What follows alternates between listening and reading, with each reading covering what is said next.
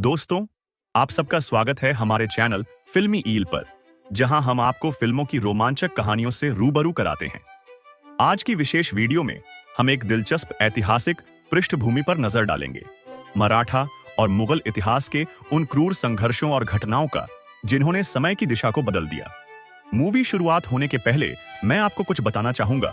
मुगल और मराठा दोनों ही ऐतिहासिक रूप से महत्वपूर्ण वंश रहे हैं, जिन्होंने भारतीय उपमहाद्वीप के सामाजिक, सांस्कृतिक और राजनीतिक परिदृश्य को गहराई से प्रभावित किया है। मुगलों का उद्गम तुर्को मंगोलियाई परिवार से होता है। उनके पूर्वज तैमूर और चंगेज खान थे। मुगल साम्राज्य की स्थापना बाबर ने की थी और उनके उत्तराधिकारियों में हुमायूं, अकबर, जहांगीर, शाहजहां और औरंगजेब शामिल थे। इन शासकों के शासनकाल में मुगल साम्राज्य ने अपनी शानो शौकत और सांस्कृतिक समृद्धि का स्वर्ण युग देखा। हालांकि औरंगजेब की कठोर नीतियों ने अंततः साम्राज्य को कमजोर कर दिया। वहीं मराठाओं ने पश्चिमी भारत में अपनी पहचान बनाई। मराठा साम्राज्य की स्थापना 17वीं शताब्दी में छत्रपति शिवाजी महाराज ने की थी।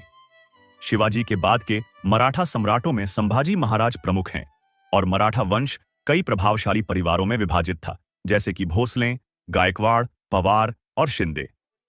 इन परिवारों ने अलग अलग क्षेत्रों में शासन कर साम्राज्य के विस्तार में महत्वपूर्ण योगदान दिया।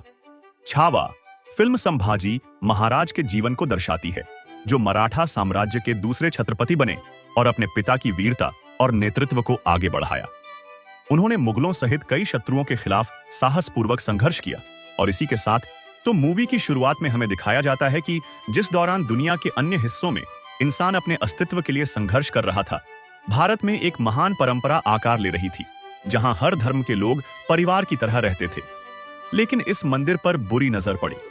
16वीं सदी में पानीपत के युद्ध के बाद दिल्ली के तख्त पर मुगल सल्तनत का झंडा फहरा और कई राजा तथा सल्तनत खुद को बचाने में लगे थे। अगले 100 सालों में भारत में कोई और शासक मुगलों को हरा नहीं पाया। 17वीं सदी में मुगलों का सबसे ताकतवर और क्रूर शासक औरंगजेब सत्ता में आया, जिसने अत्याचार की सभी सीमाएं पार कर दी। पर जब जब अत्याचार बढ़ता है, तब धरती को बचाने के लिए एक महानायक जन्म लेता है। इसी प्रकार औरंगजेब की ज्यादतियों से धरती को सुरक्षित करने के लिए जिन्होंने स्वराज का दीप जलाया और मराठा साम्राज्य की स्थापना की, वो थे भारत भूमि के महानायक छत्रपति शिवाजी महाराज। उनका संघर्ष किसी भी धर्म के खिलाफ नहीं था, बल्कि कट्टरता और अहंकार के विरुद्ध था। औरंगजेब ने उनकी बढ़ती ताकत से चिंतित होकर स्वराज पर कई बार हमले किए, पर हर बार उसे हार का सामना करना पड़ा। अगर धरती पर कोई औरंगजेब और उसकी बेरहम सल्तनत को चुनौती दे सकता था, तो वह था वीर पराक्रमी छत्रपति शिवाजी महाराज। अब हम देख सकते हैं कि जब औरंगजेब को खबर मिलती है कि दक्कन का शिवा मराठा छत्रपति इस दुनिया से जा चुके हैं, तो सब खुश हो जाते हैं। लेकिन औरंगजेब कहता है कि यह कोई अच्छी खबर नहीं है। शिवा जैसा दुश्मन अब मिलेगा कहां? या अल्लाह, जन्नत के दरवाजे खुले रखना, शेर आ रहा है। फिलहाल वह जश्न मनाने को कहता है कि मराठा साम्राज्य का खात्मा हो गया है। यह सोचकर बरहानपुर शहर की कमान संभाले हुए औरंगजेब का आदमी खान जमान को लगने लगा कि अब मराठा साम्राज्य खत्म हो चुका है और अब क्या ही परेशानी होगी। लेकिन वहां आ जाते हैं छत्रपति संभाजी महाराज। वह और उनके साथी खान जमान की सेना पर हमला कर देते हैं। लड़ाई के दौरान संभाजी को एक बच्चा नजर आता है, जो दुश्मन की तरफ का था, लेकिन वह उसे उसकी मां तक पहुंचा देते हैं। खान जमान धोखे से संभाजी को शेर के पिंजरे में डाल देता है, लेकिन संभाजी उस शेर का भी सफाया कर देते हैं। फिर खान जमान को मारते हुए कहते हैं, शेर नहीं रहा, लेकिन छावा अभी भी जंगल में घूम रहा है। मुगल सल्तनत की सोच भी अगर मराठा साम्राज्य के विरुद्ध हुई, तो तब वह सबके छाती को फाड़ देंगे। संभाजी के पास कई साथी थे, जिनमें कवि कलश सबसे प्रिय थे। कवि कलश मुगलों के बीच पले बढ़े थे, पर मराठाओं के बीच रहने लगे। लोग उन्हें शक की नजर से देखते थे और उनकी निष्ठा पर सवाल उठाते थे कि कहीं ये धोखा ना दें। संभाजी के पिताजी छत्रपति शिवाजी महाराज नहीं रहे और मां का निधन बचपन में हो गया था। संभाजी को अपनी मां की बहुत याद आती थी और वह अपने मामा हम्मीर को पिता समान मानते थे, उनकी बहुत इज्जत करते थे। उन्होंने बरहानपुर पर हमला इसलिए किया ताकि मुगल सल्तनत को लगे कि मराठा साम्राज्य खत्म नहीं हुआ है। उनका मानना था कि मराठाओं का अंत नहीं, यह संघर्ष एक नए स्वराज्य की स्थापना का प्रयास है, जहां हर धर्म के लोग शांति से जीवन बिता सकें। इस भूमि पर प्रत्येक व्यक्ति को एक राजा की तरह जीने का अवसर मिले। संभाजी की मासी स्वराबाई उनसे ईर्ष्या करती थीं और चाहती थीं कि उनका बेटा रामराज छत्रपति बने, लेकिन संभाजी ने यह स्थान हासिल कर लिया। संभाजी की धर्मपत्नी का नाम यशुबाई था और दोनों के बीच गहरा प्रेम था। जब औरंगजेब को खबर मिलती है कि संभाजी ने उसके शहर बुरहानपुर को तहस नहस कर दिया है, तो वह उसे खत्म करने के लिए अपनी सेना लेकर निकल पड़ता है। वह जानता था कि संभाजी ठीक शिवाजी महाराज की तरह निडर और दृढ़ संकल्प वाले थे, जो अपने लोगों के लिए किसी से भी भिड़ सकते थे। कवि कलश शानदार कविताएं सुनाते थे और संभाजी उनसे कहा करते थे कि एक दिन हम दोनों के बीच कविता की प्रतियोगिता होगी। कवि कलश हंसते हुए कहते थे कि उसमें भी आप ही जीतेंगे महाराज।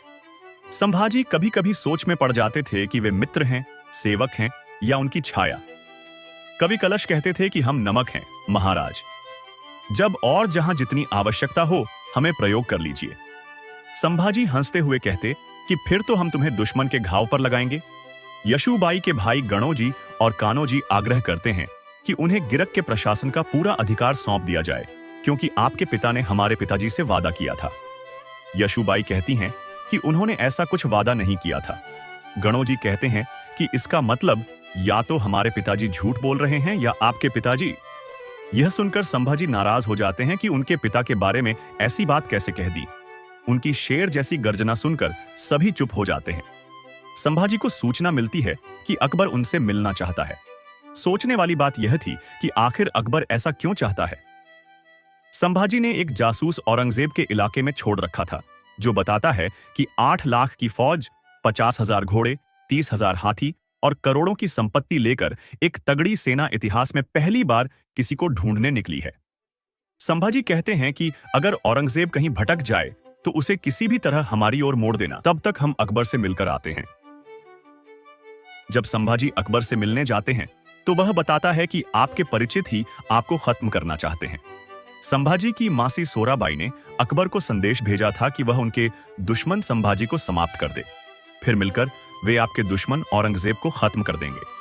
संभाजी अकबर से कहते हैं कि हम आपकी मदद तो नहीं कर सकते, लेकिन एक वचन देते हैं कि जब तक आपके पांव दखन की धरती पर है, औरंग आपको कुछ नहीं कर पाएगा। यशुबाई उस व्यक्ति को जेल में डाल देती है जिसने यह संदेश लिखा था। जो लोग सोराबाई के साथ षड्यंत्र रचने की कोशिश में लगे थे, संभाजी उन्हें हाथी से कुचलवाते हैं। धोखेबाजों के लिए मराठा साम्राज्य में कोई जगह नहीं थी। मामा हमीर अपनी बहन सोयराबाई को कड़ी फटकार लगाते हैं कि ऐसा करने की तुमने सोची भी कैसे। उन दोनों के बीच जोरदार बहस होती है।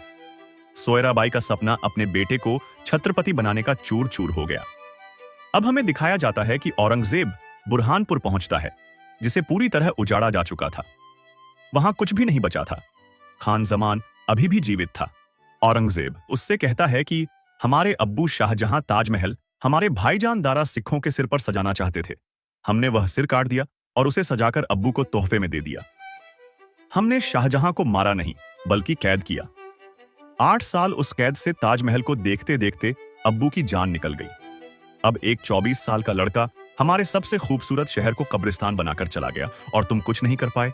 इतना कहकर वह खान जमान का गला काट देता है। औरंगजेब की बेटी बताती है कि संभाजी ने अकबर को पनाह दी है।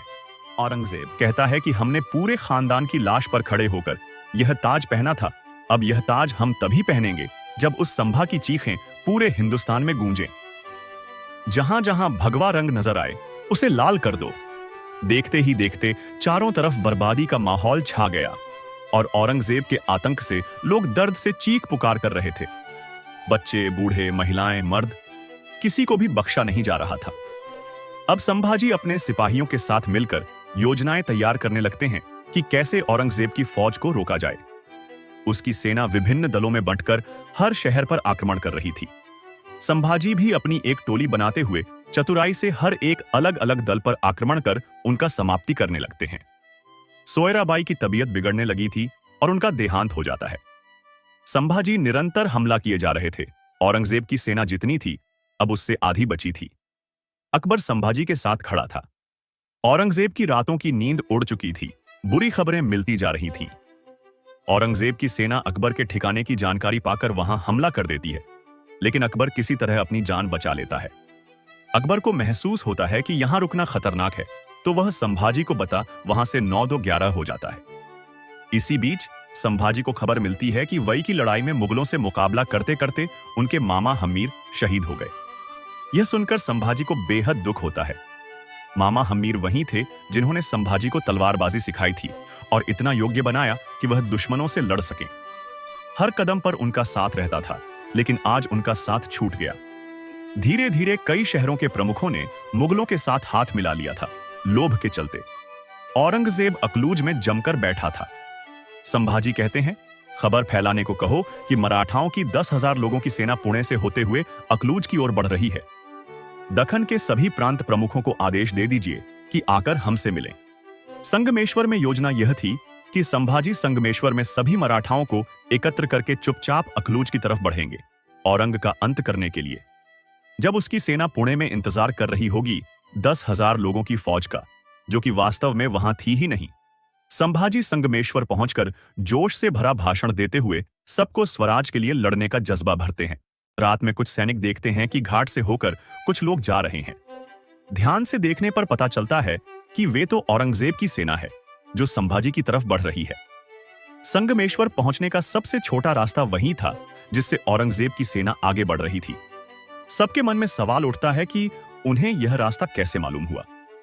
औरंगजेब की सेना को यह खबर यशु भाई के भाइयों ने लालच में आकर धोखा देते हुए दी थी। संभाजी के साथ केवल 150 लोग थे और ये लोग 5,000 की सेना लेकर बढ़ रहे थे। औरंगजेब की सेना संगमेश्वर पहुंच जाती है। संभाजी ने कभी पीछे हटना नहीं सीखा था। संभाजी अपने एक मित्र को अपनी माला देते हुए कहते हैं, यह खबर यशु भाई तक पहुंचा दो। चाहे हमारी जान चली जाए, पर हम हार मानने वालों में से नहीं हैं। दुश्मन के 1,02,100 सैनिक उन पर हमला बोल देते हैं और उन्हें जंजीर से बांधने की कोशिश करते हैं, लेकिन संभाजी शेर की तरह दहाड़ रहे थे। इसी दौरान कवि कलश, जो घायल और बेहोश हो चुके थे, अपने राजा को बचाने के लिए उठ खड़े होते हैं, मगर उन्हें भी पकड़ लिया जाता है। लगातार तलवार और तीरों के हमले के बाद औरंगजेब के सैनिक किसी तरह से संभाजी और कवि कलश को काबू में कर लेते हैं और उन्हें जंजीरों से बांधकर औरंगजेब के पास ले जाते हैं। औरंगजेब अपने आप को बहुत खुशनसीब महसूस कर रहा था संभाजी के पकड़े जाने पर, क्योंकि वह जानता था कि अगर वे बचते तो उसका अंत सुनिश्चित था। औरंगजेब कहता है, 9 सालों से हम अपनी हर नमाज में तुम्हारे दर्शन की दुआ मांगते रहे हैं। औरंगजेब का आदमी कहता है, इसका मांस कुत्तों को खिला दो ताकि इसकी नस्ल ही खत्म हो जाए। कवि कलश जवाब देते हैं, हमारा मांस आप अपने कुत्तों के सामने परोस कर देखना, इसी बहाने उन्हें थोड़ी वफादारी चखने मिलेगी और उनकी आने वाली पुश्तों की जिंदगी संवर जाएगी। औरंगजेब पूछता है, क्या है यह स्वराज जिसके लिए अपनी जान देना चाहते हो? अब कहां है तुम्हारा स्वराज? संभाजी महाराज कहते हैं, सह्याद्री की पहाड़ियों में, गोदावरी की लहरों में, रायगढ़ की मिट्टी में, जलना की गलियों में, नासिक की हवाओं में, सारे मराठाओं के घर में स्वराज बसता है। जिस स्वराज को मिटाने चला है औरंगजेब, वो कोई सल्तनत नहीं है, बल्कि छत्रपति शिवाजी महाराज की सोच है। औरंगजेब कहता है, इसे इतना दर्द दो कि जब ये अपनी मौत की भीख मांगे तब भी सिर्फ चीखें ही निकले। संभाजी कहते हैं, मौत के घुंघरू पहनकर नाचते हैं हम, तुझे क्या लगता है कि मौत से डराकर हमें रोक सकता है? हमारी मौत मराठाओं के हर घर में एक नया शिवा, एक नया सांभा उत्पन्न करेगी, लेकिन जब तुम मरोगे तो तुम्हारी मुगल सल्तनत भी खत्म हो जाएगी। कवि कलश को मारने के लिए ले जाया जाता है और संभाजी कह चुके थे कि वे एक दिन उनसे कविताओं की प्रतियोगिता जरूर करेंगे। आज दोनों एक दूसरे को कविताएं सुनाते हैं और बताते हैं कि वे एक दूसरे के लिए कितने महत्वपूर्ण थे। इसके बाद कवि की हत्या कर दी जाती है। यह दृश्य इतना भावुक है कि देखने वाले की आंखें भीग सकती हैं। औरंगजेब की बेटी आदेश देती है, सारे नाखून खींच लो, और सैनिक ऐसा करने जाते हैं, लेकिन चाहकर भी संभाजी के चेहरे पर कोई दर्द नहीं आता।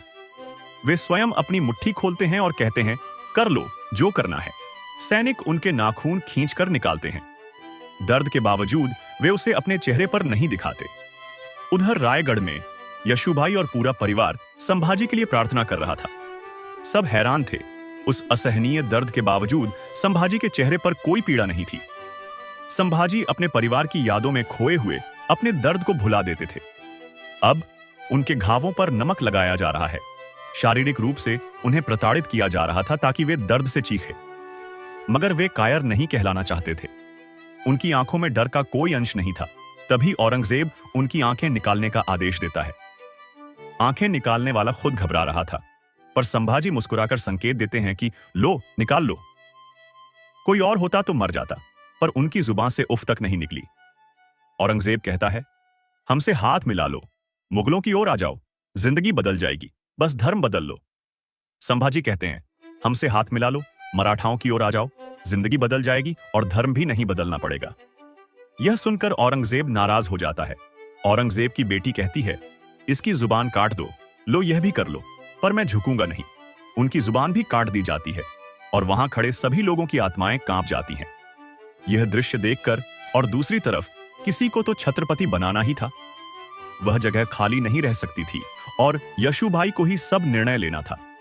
तो वह सोयराबाई के पुत्र रामराजे को छत्रपति महाराज बना देती है। औरंगजेब तक यह खबर पहुंचती है कि मराठाओं का छत्रपति अब भी जिंदा है। यह सुनकर वह संदेश लाने वाले को ही मार डालता है। औरंगजेब कहता है, काश हमारी औलाद संभाजी जैसी होती तो यह दुनिया मेरी होती। जलन होती है मुझे उस शिवाजी से जिसके घर ऐसा शेर पैदा हुआ। 11 मार्च 1689 को संभाजी अपना दम तोड़ देते हैं। औरंगजेब जो चाहता था वह नहीं हो पाया। संभाजी की चीख नहीं सुन सका, उनके चेहरे पर डर नहीं देख सका। संभाजी अपने गुरूर, अपने रुतबे, अपने ओहदे पर कायम रहे। उन्होंने दुश्मन के आगे झुकने से बेहतर मौत को गले लगाना सही समझा। यहीं पर इस कहानी के साथ यह फिल्म खत्म। अब इसी के साथ हम संभाजी महाराज के जीवन के बारे में जानेंगे। छत्रपति संभाजी महाराज मराठा साम्राज्य के दूसरे छत्रपति और छत्रपति शिवाजी महाराज के ज्येष्ठ पुत्र थे। उनका जीवन वीरता, रणनीति और बलिदान का प्रतीक था। उनका जन्म 14 मई 1657 को हुआ था। मात्र 2 वर्ष की उम्र में उनकी माता सईबाई का निधन हो गया, जिसके बाद उनकी परवरिश दादी जीजाबाई ने की। संभाजी महाराज बचपन से ही कुशाग्र बुद्धि और अद्वितीय प्रतिभा के धनी थे। वे संस्कृत, मराठी, फारसी, अरबी सहित कुल 13 भाषाओं के ज्ञाता थे और कूटनीति तथा युद्ध नीति में निपुण थे। संभाजी महाराज का जीवन संघर्षों से भरा रहा। जब वे मात्र 9 वर्ष के थे, तब मुगलों ने मराठा साम्राज्य को तोड़ने के लिए चाल चली और औरंगजेब ने दोस्ती का नाटक करते हुए उन्हें अपने दरबार में बुलाया। वहां उन्हें और उनके पिता शिवाजी महाराज को आगरा किले में बंदी बना लिया गया। लेकिन शिवाजी महाराज की रणनीति और संभाजी महाराज की सूझबूझ से वे मुगलों के बीच से निकलकर स्वतंत्र हो गए। यह घटना बताती है कि संभाजी महाराज बचपन से ही मुसीबतों से लड़ने में निपुण थे। मात्र 10 वर्ष की उम्र में उन्होंने प्रशासनिक कार्यों में रुचि लेनी शुरू कर दी थी। वे शिवाजी महाराज के साथ रहते हुए शासन कला और कूटनीति सीख रहे थे। 19 वर्ष की उम्र में वे पूरी तरह से शासन कार्यों में सक्रिय हो गए और राज्य की महत्वपूर्ण जिम्मेदारियां संभालने लगे। 1680 में जब छत्रपति शिवाजी महाराज का निधन हुआ, तो मराठा साम्राज्य पर संकट के बादल मंडराने लगे। अक्सर इतिहास में देखा गया है कि जब कोई महान राजा गुजरता है तो उसका साम्राज्य बिखर जाता है, लेकिन संभाजी महाराज ने ऐसा नहीं होने दिया। उन्होंने अपने पिता की विरासत को संभालते हुए मुगलों, पुर्तगालियों और अंग्रेजों से डटकर मुकाबला किया। संभाजी महाराज ने अपने शासनकाल में कई महत्वपूर्ण युद्ध लड़े और कभी किसी युद्ध में पराजित नहीं हुए। उन्होंने 120 से अधिक लड़ाइयां लड़ी और सभी में विजयी रहे। जब औरंगजेब ने मराठा साम्राज्य को खत्म करने के लिए अपनी पूरी ताकत झोंक दी, तब संभाजी महाराज ने उसे करारी शिकस्त दी। उन्होंने अपनी 20,000 सैनिकों की सेना के साथ औरंगजेब की 8 लाख मुगल सेना का सामना किया और उन्हें कई बार परास्त किया।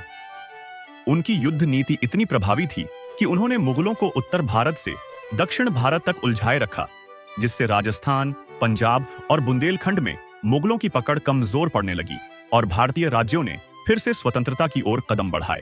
लेकिन उनकी वीरता और ताकत से डरकर कुछ स्वार्थी लोगों ने विश्वासघात किया। गणोजी शिर्के, जो उनके रिश्तेदार थे, ने उनके ठिकाने की सूचना औरंगजेब को दे दी, जिससे मुगलों ने उन्हें बंदी बना लिया। एक राजा और वीर योद्धा के साथ जैसा सम्मानपूर्ण व्यवहार किया जाना चाहिए था, उसके विपरीत संभाजी महाराज को शारीरिक और मानसिक रूप से अमानवीय यातनाएं दी गईं। 40 दिनों तक लगातार उन्हें प्रताड़ित किया गया। उनके नाखून निकाले गए, आंखों में मिर्च डाली गई और उनके शरीर को लोहे की गर्म सरियों से जलाया गया। औरंगजेब ने उन्हें 3 शर्तें दी। पहला, वे औरंगजेब को अपना सम्राट माने। दूसरा, मराठा साम्राज्य का खजाना मुगलों को सौंप दें। और तीसरा, वे अपना धर्म बदलकर इस्लाम स्वीकार कर लें। लेकिन छत्रपति संभाजी महाराज ने इनमें से कोई भी शर्त स्वीकार नहीं की। आखिरकार औरंगजेब ने उनकी जीभ काट दी ताकि वे दोबारा विरोध न कर सकें। फिर भी वे झुके नहीं। उनके शरीर के टुकड़े कर दिए गए और हिंदू रीति रिवाजों के अनुसार अंतिम संस्कार करने से भी रोका गया। उनका बलिदान भारतीय इतिहास की सबसे दर्दनाक लेकिन प्रेरणादायक घटनाओं में से एक है। संभाजी महाराज ने सिर्फ अपनी जान नहीं दी, बल्कि अपने स्वराज्य और स्वतंत्रता की रक्षा के लिए अपना सर्वस्व बलिदान कर दिया। आज भले ही कई इतिहास की किताबों में उनके योगदान को उतनी प्रमुखता न दी गई हो, लेकिन उनकी वीरता और संघर्ष को कभी भुलाया नहीं जा सकता। उनका जीवन हमें सिखाता है कि किसी भी परिस्थिति में अपने सिद्धांतों और स्वतंत्रता के लिए अडिग रहना चाहिए। और इसी के साथ हम अपनी वीडियो का यही अंत करते हैं। वीडियो देखने के लिए धन्यवाद। अगर आपको हमारी एक्सप्लेनेशन पसंद आई हो तो हमारे चैनल फिल्मी ईल को सब्सक्राइब करना न भूलें। अगली बार फिर मिलते हैं, तब तक के लिए अलविदा।